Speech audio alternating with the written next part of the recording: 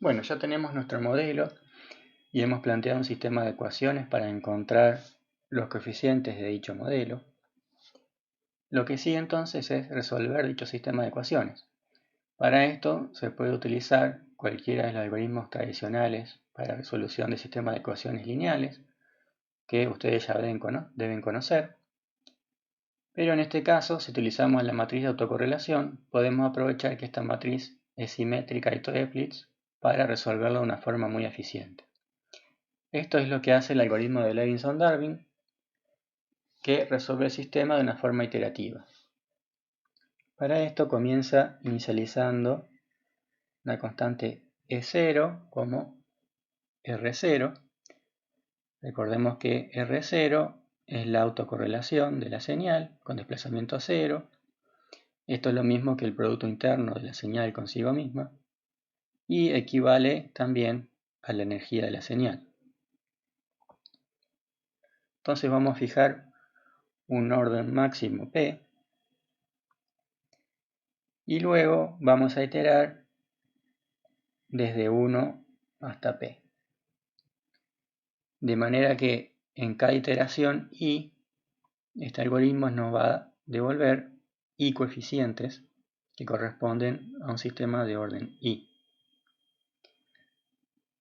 Entonces, primer paso, vamos a calcular una constante K sub I como menos 1 por 1 sobre E en I menos 1, que en el caso de la primera iteración ya tenemos inicializado como R0, y esto lo va a multiplicar por la correlación con desplazamiento I sumado a los coeficientes A sub j de la iteración anterior multiplicados por la autocorrelación con desplazamiento I menos j. Fíjense que los coeficientes A tienen dos índices. El primer índice implica el número de coeficiente y el segundo índice indica la iteración en la que fue calculado ese coeficiente. Es decir que lo que hacemos acá es utilizar los coeficientes calculados en la iteración anterior, multiplicándolos por los elementos de la correlación para los coeficientes de j igual a 1 hasta i menos 1. Luego, una vez calculado este K sub i, se lo vamos a asignar al coeficiente II. Y para el resto de los coeficientes, para j desde 1 hasta i menos 1, los vamos a recalcular en función de los coeficientes que teníamos también en la iteración anterior. Entonces vamos a asignarle al AJI el AJ de i menos 1 más el K sub i por el AI menos J i menos 1.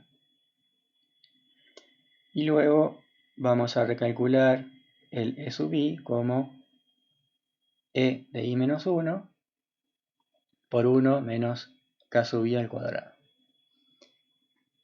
De esta forma, cuando llegamos hasta la iteración P, vamos a tener una matriz de esta forma, donde en cada columna I, vamos a tener los coeficientes de un sistema de orden I. Es decir, en la primera columna vamos a tener un solo coeficiente que corresponde a un sistema de orden 1.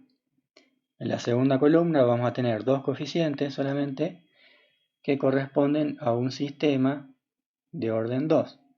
Y así hasta la columna P, donde tenemos P coeficientes que corresponden al sistema de orden P. Esto es una ventaja, ya que, es decir, no solamente vamos a tener los coeficientes calculados para el sistema de orden P, para el P que nosotros habíamos fijado, sino que vamos a tener todos los conjuntos de coeficientes correspondientes a los sistemas de orden desde 1 hasta P. Y esto es muy útil, ya que si no conocemos el orden óptimo del sistema, podemos fijar un orden máximo y luego en cada iteración podemos ir evaluando el sistema de orden correspondiente. Por ejemplo, en la primera iteración voy a tener un sistema de orden 1, entonces voy a probar el sistema calculando el error. Luego, en la segunda iteración voy a calcular el error que obtengo con el sistema de orden 2, con los dos coeficientes correspondientes. En la iteración 3 voy a calcular el error para el sistema de orden 3, con los coeficientes correspondientes, y así. Entonces, cuando obtenga un error que sea lo suficientemente pequeño para la aplicación, puedo detenerme ahí y no necesariamente tengo que seguir iterando hasta P. Bueno, ya vimos cómo obtener los coeficientes del modelo.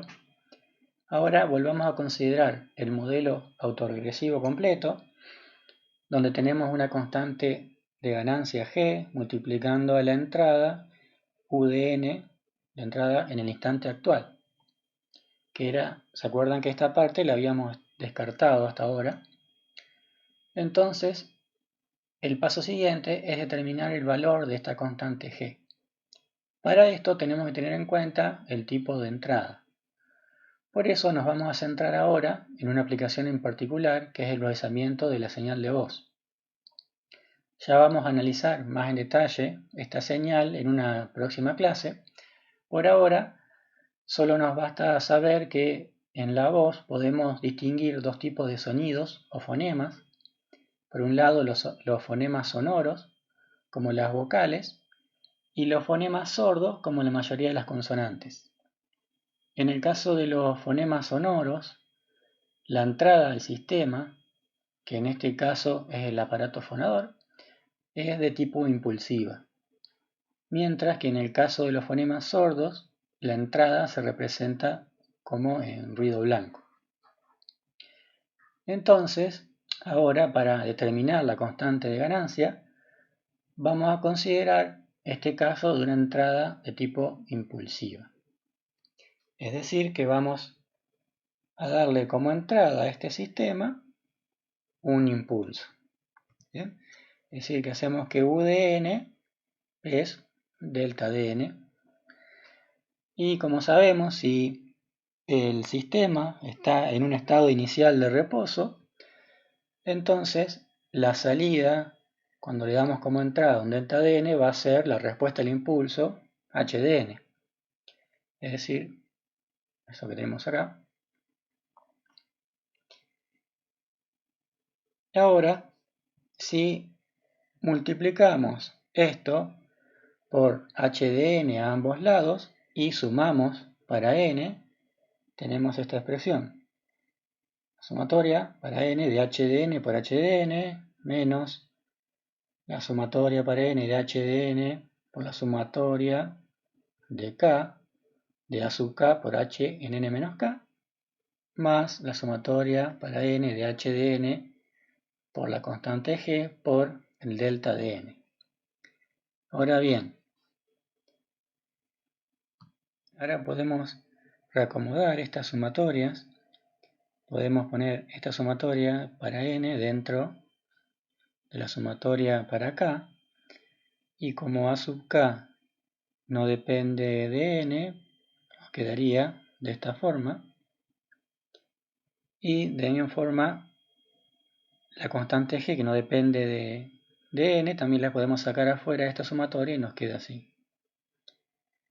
Ahora bien, si vemos que estamos haciendo acá, es la sumatoria para n de HDN por HDN. Eso sería la correlación de HDN con desplazamiento 0. De la misma forma, acá estamos sumando para n h de n por h en n menos k, por lo tanto esta es la correlación de h con desplazamiento k. Y ahora miremos acá. El delta de n sabemos que solamente vale distinto de 0 en n igual a 0, cuando vale 1. Y el h de n estaríamos, por lo tanto, solo necesitamos evaluar h de n para n igual a 0, ya que los otros se van a anular cuando estamos multiplicando cuando delta vale 0. Entonces, si nos fijamos acá arriba, h de n evaluada en 0, como h anterior a 0 va a ser nulo, vale 0, esta parte, la sumatoria es nula, y nos va a quedar g multiplicado por delta de n, que de nuevo como n es 0, este delta va a valer 1, y solo nos queda g. Por lo tanto, la sumatoria esta nos va a quedar solamente g, multiplicado también por g. De esta forma tenemos entonces, de este lado nos queda la correlación con desplazamiento 0. Acá tenemos menos k, menos la sumatoria para k de a sub k por r en k, más g al cuadrado. Y bueno, y este producto interno ya lo conocíamos y lo habíamos escrito como un producto de vectores, el vector que le habíamos llamado vector A y el vector R. Entonces lo podemos escribir de esta forma. Y tenemos demostrado que la constante g al cuadrado va a ser igual a R transpuesto por A, es decir, este producto interno, más R en 0. Tengamos en cuenta ahora este resultado y veamos lo siguiente. Recordemos ahora la expresión para el error cuadrático total en caso de señales estacionarias. Y vemos que el error para el sistema de orden P lo calculábamos como la sumatoria del error instantáneo. Y si reemplazábamos la estimación por el vector S de n transpuesto por el vector A, nos quedaba de esta forma y podíamos desarrollar este binomio para simplificar y distribuir la sumatoria en los distintos términos. Nos quedaba de esta forma. Y ahora podemos sacar afuera el vector A, que no depende de n.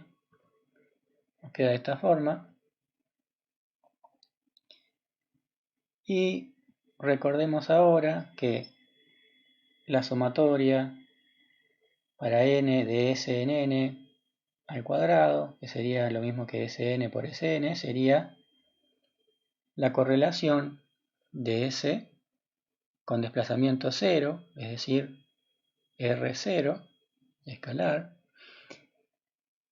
Por acá tenemos la sumatoria para n del escalar S en n por el vector Sn, que ya habíamos visto que era el vector de correlación, R. Y podemos ver acá que tenemos la sumatoria del vector S en n por el vector S en n transpuesto, que habíamos visto ya que esto era la matriz de correlación R. Entonces, reemplazando, nos queda así. Y también habíamos visto que la matriz R multiplicada por el vector A era igual a menos el vector R. Entonces, reemplazando acá, nos queda de esta forma. Entonces tenemos 2 A transpuesto por R menos A transpuesto por R. Si hacemos la resta, nos queda de esta forma. Es decir, que el error va a ser igual a R0 más el vector A transpuesto por el vector R. Y esto ya habíamos visto recién que era igual a G al cuadrado. Por lo tanto, ahora tenemos una forma de determinar fácilmente esta constante de ganancia como la raíz cuadrada del error. Y de esa forma tenemos el mínimo error posible. Y esto mismo se puede demostrar para una entrada de ruido blanco.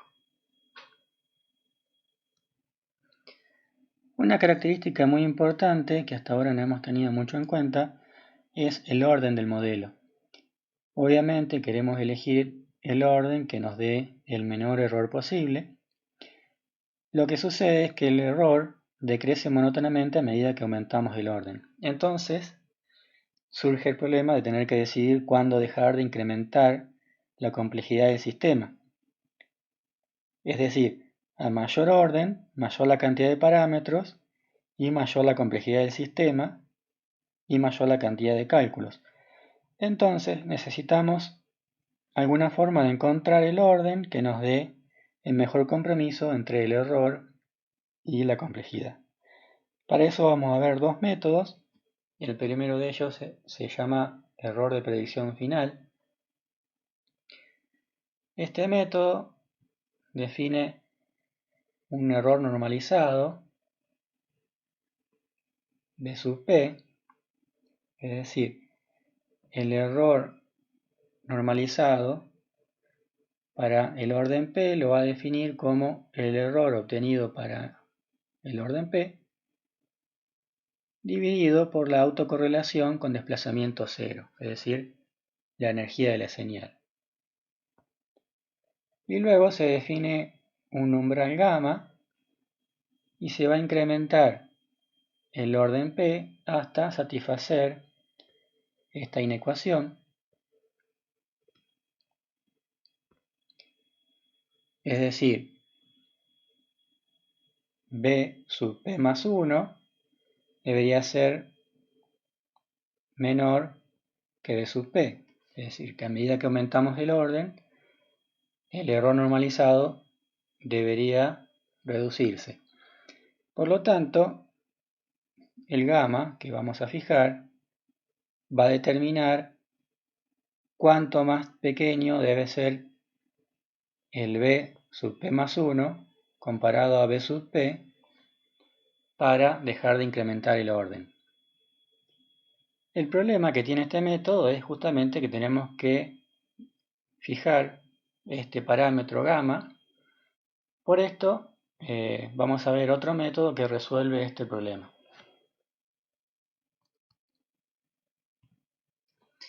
El otro método que vamos a ver para determinar el orden se llama criterio de Akaike, que se basa en la teoría de la información y supone que la señal tiene una distribución gaussiana y define esta función I sub p, donde tiene en cuenta tanto el error como el orden del sistema. Como vemos, tiene el primer término el logaritmo del error para el orden p y el segundo término tiene una función del orden del sistema, 2p sobre ne, donde esta n sub e es el ancho efectivo de la ventana utilizada y se define como la relación entre la energía de la ventana utilizada y la energía de la ventana rectangular o cuadrada, multiplicado por n, que es el tamaño de la ventana. La ventaja que tiene esta función de error es que tiene un mínimo para el P óptimo. Obviamente esa condición de óptimo es en función de justamente este criterio en el cual tiene en cuenta tanto el error como el orden del sistema y en función del tamaño de la ventana, ¿no? Entonces, acá tenemos una gráfica donde tenemos arriba el B sub P, es decir, el error normalizado del método de error de predicción final. Y también tenemos en la misma gráfica esta función I sub P, dado por el criterio de Akaike. Vemos que el B sub P decrece monótonamente, por lo tanto, como decíamos hoy, no sabemos cuándo deberíamos dejar de incrementar el orden, pero en el caso de I sub P tenemos un mínimo, por lo tanto podemos, en base a ese mínimo, determinar cuál es el orden óptimo según este criterio, sin necesidad de tener que estar seteando un parámetro.